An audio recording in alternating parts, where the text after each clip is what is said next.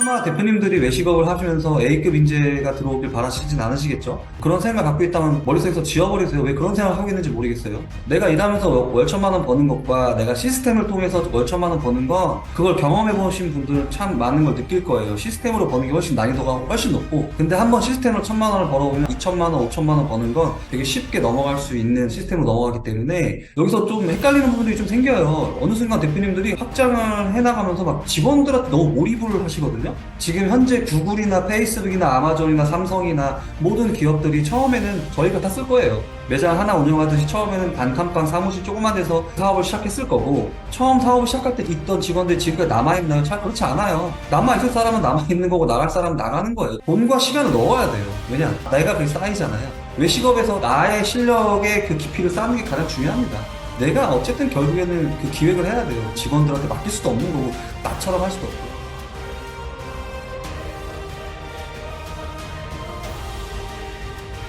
삼국지 경영학입니다. 네, 우리 직원들은 내 맘 같지 않을까에 대해서 오늘 함께 한번 생각해보는 시간을 갖도록 할게요. 주인은 부하들을 잘 만나야 하고, 부하는 주인을 잘 만나야 한대요. 서로가 잘 만나야 하는 거겠죠.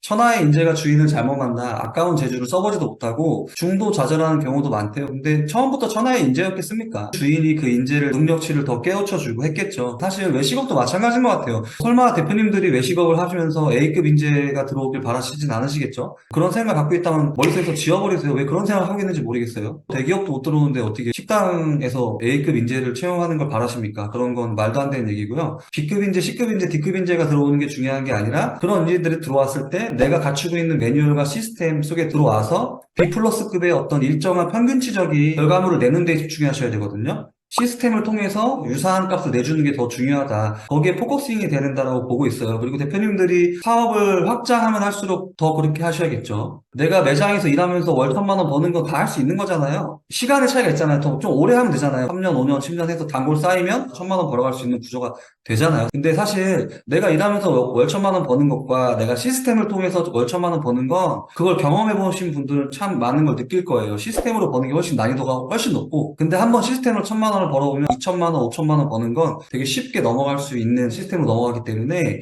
내가 사업적으로 공부를 더 많이 할 수 있는 시간적 여유를 확보할 수도 있고, 앞으로 더 뭔가 지속적인 사업을 영위하는 데 좀 좋다고 생각해요. 삼국지는 운의 중요함을 가르친다라고 합니다. 작은 부자는 스스로 만들고 큰 부자는 하늘이 만든다는 말이 있는데, 천하의 폐업을 다투는 일에 있어선 하늘의 뜻이 중요함을 느끼게 한대요. 그 운을 어떻게 받아들이고 또 넘어서느냐에 따라서 사람이나 나라의 명운이 결정되기도 하는 것이라고 합니다.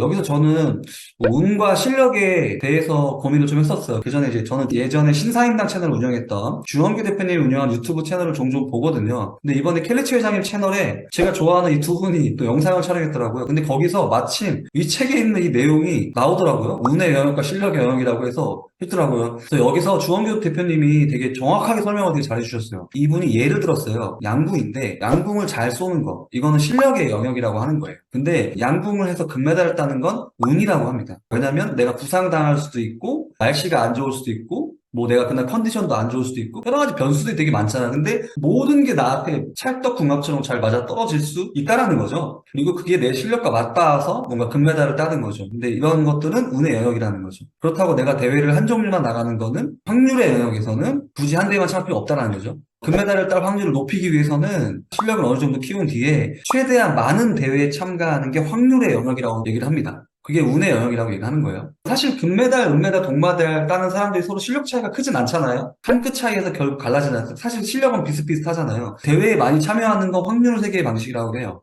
그리고 양궁의 실력을 키우는 건 실력 세계의 방식이라고 합니다. 근데 이분이 얘기를 해요. 여러 가지를 한다? 그러니까 미용실도 했다가 붕어빵도 했다가 인테리어도 했다가 실력 세계에서 계속 헤매인대요. 그러니까 실력이 쌓이지 않는데. 그러니까 저도 사실 이 얘기를 많이 하긴 해요. 친한 분이나 아니면 저희 콘서트 회원분들한테는 주로 얘기를 합니다. 막 이것저것 많이 하시는 분들 사실 사업적 성과 단기적으로는 내도 솔직히 장기적으로는 다시 돌아오거든요. 처음으로. 처음엔 돈을 버는 것 같은데 나중에 돌아오면 똑같아요. 원점으로 다시 돌아오더라고요. 저도 과거 옛날에 그런 경험이 있어서 저도 이렇게 정확하게 얘기할 수 있을 것 같고요. 지금 당장 내가 그 다음에 뭘 하지? 그 다음에 내가 2호점을 내야 되나? 뭐 다른 브랜드를 내야 되나? 아니면 뭘 해야 되나? 뭐 이렇게 방황을 많이 하세요. 저는 사실 그게 고민이 어디서 오냐면은 롤모델을 잘 정하지 않았을 때 그런 고민들이 자꾸 온다고 생각하거든요. 여러분들한테 질문을 해보고 싶어요. 제가 이렇게 드리는 이 질문에 스스로 한번 생각을 해보세요. 지금 외식업에서 성공한 사람은 누구지? 근데 그게 겉으로 성공한 사람 말고 실제로 성공한 사람. 여러분들이 왜 사업을 했죠? 잘 생각해보세요.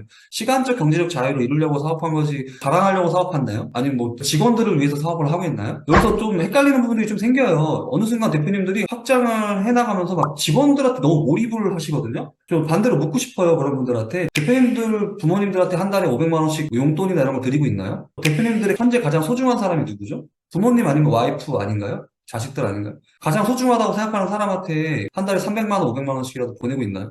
근데 그런 것조차도 안 되면서 막 직원들 너무 몰입하시는 경우가 있어요. 지금 현재 구글이나 페이스북이나 아마존이나 삼성이나 모든 기업들이 처음에는 저희 같아 쓸 거예요. 매장 하나 운영하듯이 처음에는 단칸방 사무실 조그만 데서 사업을 시작했을 거고, 처음 사업을 시작할 때 있던 직원들이 지금까지 남아있나요? 잘 그렇지 않아요. 남아있을 사람은 남아있는 거고 나갈 사람은 나가는 거예요. 지금도 삼성은 평균 근속기간이 3년이라고 하더라고요. 그렇게 사람이 많은 삼성도 3년마다 계속 퇴사해요. 너무 거기에 몰입하실 필요 없다고 생각합니다. 소중한 것부터 지키세요. 내가 소중한 거에 먼저 포커스를 두고 외식업에서 성공적으로 시간적 경제적 자유를 이루신 분은 누굴까? 그런 분들 사업을 어떻게 현재 하고 있지? 그 사람들은 어떻게 흘러왔을까? 그런 게 좀 더 중요하다고 생각해요. 매장 100개, 200개 해서 다 그런 거 허례허식이라고 생각하거든요. 실질적으로 돈이 있는 거하고 매장이 많은 거랑 전 관련이 별로 없다라고 생각하기 때문에 매장이 한 개, 두 개, 두 개, 세 개 있어도 충분히 건물 사고 한 달에 월 순수익 5천만 원, 1억씩 버시는 분들도 많이 있어요. 예. 제가 봤을 때 유튜브에서 허황된 게 너무 많이 있어가지고 거기에 너무 혹하시는 것 같아요. 자, 그래서 한 프로젝트 안에 운의 영역과 실력의 영역이 같이 존재한대요. 근데 우리는 막 헷갈린다라는 거죠. 운도 실력이야. 막 이렇게 얘기한다라는 거죠. 내가 실력과 운이 섞여 있다는 표현이 더 맞다라고 합니다. 그래서 운의 영역에서는 빈도수를 자꾸 늘려야 돼요. 사업에 제가 선순환이라는 표현을 많이 쓰는데요. TV 방송에 출연하고 되게 유명한 유튜버들이 내 매장에 찾아가고 이런 경우들이 대표님들이 아무런 빈도수를 늘리지 않았는데 그 사람들이 올 거라 생각하나요? 아닙니다. 그런 건 다양하게 내가 빈도수를 많이 늘려야 돼요. 뭐 내가 열심히 매일같이 인스타를 한다든가 블로그를 열심히 한다든가 이런 분들이 찾아올 수 있을 만한 환경을 계속 만들든가 이런 게 같이 맞물려 있어야 된다고 생각해요. 그래서 제가 말한 이번 부분은 실력의 영역인 거고 다양한 온라인 채널에서 그런 활동들을 계속 해줘야 기회들이 찾아오겠죠. 실력의 영역은 돈과 시간을 넣어야 된다고 해요. 왜냐하면 그건 쌓이는 거니까. 외식업에서도 마찬가지로 생각합니다. 식당에서 우리가 운영하면서 블로그 체험단을 다 부르잖아요. 뭐 우리만 부르는 게 아니라 대한민국에서 외식업을 하시는 대부분의 분들은 다 부르잖아요. 네, 이건 누가 해도 다 똑같죠. 그냥 맡기면 되는 거고요. 지금 이 실력의 영역, 경력 직원이나 교육이 필요한 사람을 쓰는 거죠. 근데 이게 매장 하나 뭐 두 개 있을 때 마케팅 직원을 쓴다든가 브랜딩을 잘 할 수 있는 디자이너나 기획자를 쓴다든가 이런 게 우리가 불가능하잖아요. 매장 한두 개 있을 때는 뭐 매장이 뭐 세 개, 한 다섯 개 뭐 그 이상 늘어났을 때 가능하겠죠. 그러니까 경력 직원의 역할을 누가 해야 돼요? 대표님들이 하셔야 되는 거예요. 가로로 횡적으로 막 이것저것 저것저것 막 관심 갖기보다는 하나의 영역이 깊게 들어가요. 마케팅도 깊게, 브랜딩의 영역도 깊게 내가 공부해야 돼요. 돈과 시간을 넣어야 돼요. 왜냐? 내가 그게 쌓이잖아요. 외식업에서 나의 실력의 그 깊이를 쌓는 게 가장 중요합니다. 내가 어쨌든 결국에는 그 기획을 해야 돼요. 직원들한테 맡길 수도 없는 거고, 나처럼 할 수도 없고요. 그래서 이런 걸 좀 구분하시면서 대표님들이 관점을 세우시면 좋을 것 같네요. 자, 그 다음에 전술과 전략이 있어요. 실력의 영역을 쌓는 건 저는 전략에 많이 투자를 해야 된다고 생각해요. 대표님들이 매일같이 그냥 매장에서 뭐 손님 맞이하고 뭐 이런 건 일정 기간은 그렇게 하겠지만 그 이상 매일 내가 12시간 있는다고 해서 매장이 뭐 대단히 발전하나요? 뭐 대표님이 나가서 나보다 사업 잘하는 사람 만나거나 메뉴 어떤 개발자를 만나거나 마케팅을 공부하거나 뭐 가격 인상하는 것도 공부하고 뭐 이렇게 공부를 해야지 다음날 매장에 적용을 할 수 있잖아요. 그래야 우리 매장이 바뀌는 거지. 대표님 매일 청소 열심히 하면 깨끗해지겠죠. 직원이 관리한 것보다는 더 깨끗해지겠지만 그게 매장이 발전되는 거랑 관련이 없죠. 대표님들은 이쪽 시간을 확보해서 이 전략 활동을 많이 해야 된다. 조조편인데요. 타고난 자질과 부단한 단금질로 최강국을 건설했대요.